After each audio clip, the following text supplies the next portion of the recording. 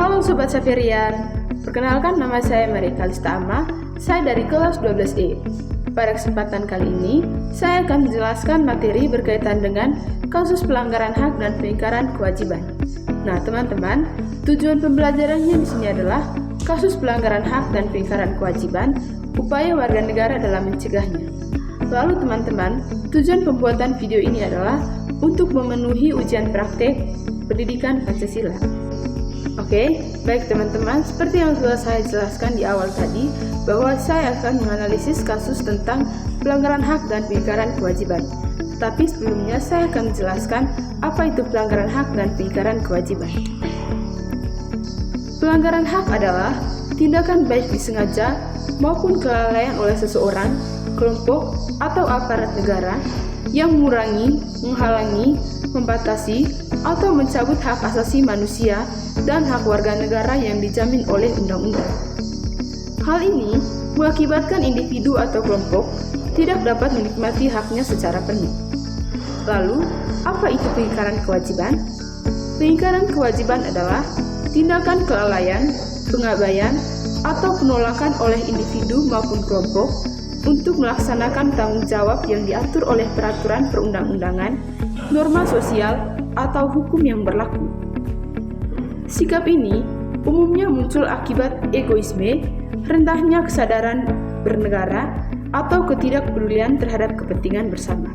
Nah teman-teman, di sini saya mengambil kasus cyberbullying, di mana seorang mahasiswa bernama Rani menolak ajakan temannya Dani untuk bekerjasama dalam suatu proyek kampus.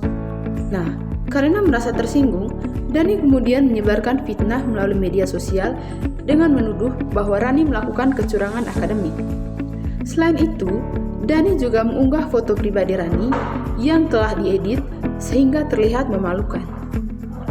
Unggahan tersebut menjadi viral dan banyak warganet ikut berkomentar negatif tanpa mengetahui kebenarannya. Akibatnya, Rani mengalami tekanan psikologis, reputasinya rusak, dan ia dikucilkan oleh sebagian teman kampusnya. Latar belakang kasusnya yaitu yang pertama, adanya konflik pribadi dan rasa dendam. Yang kedua, rendahnya kesadaran akan etika bermedia sosial. Yang ketiga, kurangnya pemahaman tentang hukum yang mengatur dunia digital.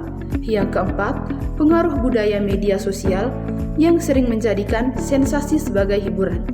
Lalu yang terakhir adalah kurangnya kontrol diri dan empati pelaku. Lalu, yang berikutnya adalah pihak-pihak yang berwajib dalam kasus ini. Pihak yang berwenang menangani antara lain, yang pertama adalah kepolisian atau khususnya unit siber. Lalu, yang kedua, sekolah atau kampus jika terjadi di lingkungan pendidikan.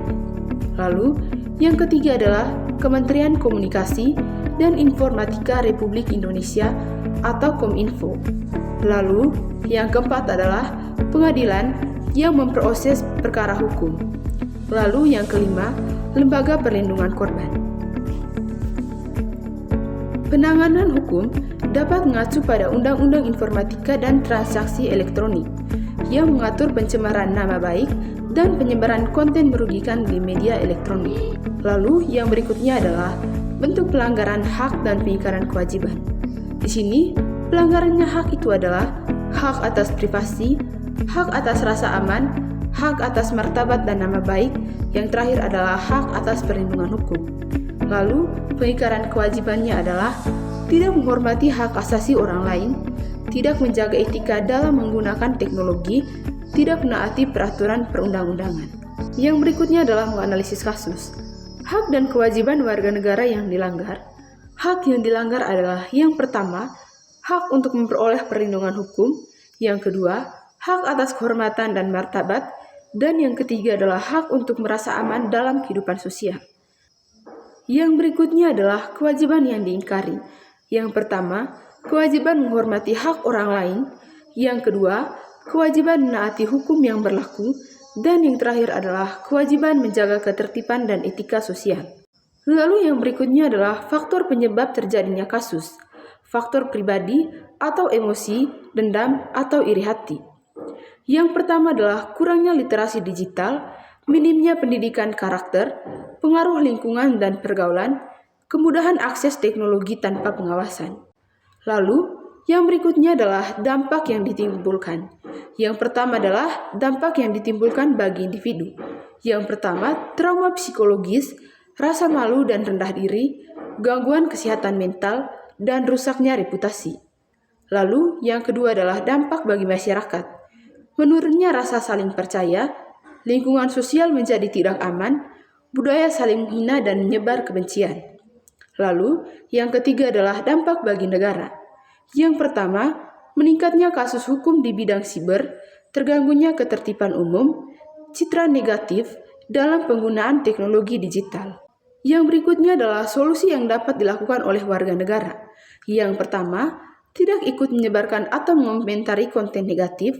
Lalu yang kedua, melaporkan akun atau unggahan bermasalah. Yang ketiga, memberikan dukungan kepada korban. Yang keempat, mengedukasi diri tentang etika dan hukum digital. Dan yang terakhir adalah menggunakan media sosial secara bijak dan bertanggung jawab. Lalu yang berikutnya adalah peran pemerintah dan lembaga hukum. Yang pertama, mensosialisasikan edukasi literasi digital. Yang kedua, memperkuat pengawasan dan regulasi dunia digital. Yang ketiga, menindak tegas pelaku cyberbullying. Yang keempat, menyediakan layanan pengaduan dan perlindungan korban. Dan yang terakhir adalah bekerja sama dengan platform media sosial untuk menghapus konten yang bermasalah. Berikutnya adalah sikap yang seharusnya ditunjukkan oleh masyarakat. Yang pertama, mengedepankan empati dan rasa hormat. Lalu yang kedua, bijak sebelum mengunggah atau membagikan informasi. Lalu yang ketiga, tidak mudah terprovokasi. Yang keempat, berani menegur dan melapor tindakan tidak etis. Yang kelima, mendukung terciptanya lingkungan digital yang sehat, aman, dan beretika. Nah, kesimpulannya teman-teman, cyberbullying merupakan pelanggaran hak atas privasi, rasa aman, dan martabat seseorang. Tindakan menyebarkan fitnah atau foto memalukan tidak hanya merugikan korban secara mental dan sosial, tetapi juga melanggar hukum, termasuk dalam Undang-Undang Informasi dan Transaksi Elektronik. Kasus ini menunjukkan pentingnya tanggung jawab dalam menggunakan media sosial serta menghormati hak asasi orang lain. Pesan moralnya adalah di mana gunakan media sosial dengan bijak, hormati martabat orang lain, jangan ikut menyebarkan konten negatif, dan berani mendukung serta melindungi korban. Mari kita ciptakan lingkungan digital yang aman, beretika, dan penuh empati.